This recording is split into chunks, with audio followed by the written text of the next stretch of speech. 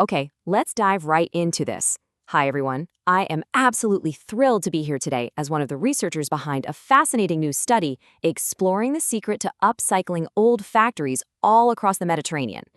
My research colleagues and I were proudly affiliated with ISDTE IUL, by the way. We have literally spent the last few years totally immersed in this topic. So think of this explainer as me sitting down with you over a cup of coffee to share exactly what we've discovered. All right, let's look at the core problem we set out to solve. Traditional Mediterranean coastal mass tourism. It is facing huge pressures right now. We're talking overcrowding, major climate stress, extreme seasonality. It's a lot. But there's this massive, completely untapped alternative, and that's industrial heritage. We're talking about taking these abandoned, historical factories and turning them into sustainable, vibrant spaces that actually revitalize inland communities. Which brings us to the big question, right? How do we actually make these old industrial sites amazing for visitors? We wanted to find out exactly what turns a forgotten, rusty, post-industrial landscape into a deeply satisfying, meaningful destination that people genuinely love to visit.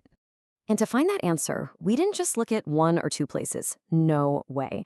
We analyzed a massive 98 different industrial heritage sites across 6 different Mediterranean countries, just to see what was actually working on the ground.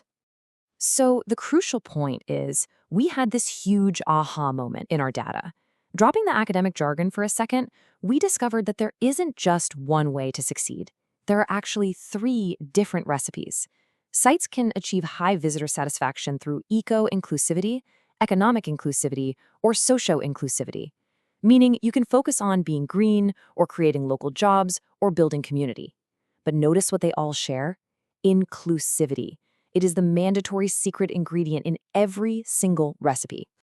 So here's our key take-home message for policymakers and site managers. Inclusivity isn't just adding a wheelchair ramp as an afterthought just to check some compliance box. No, it is the structural driver of the entire heritage experience.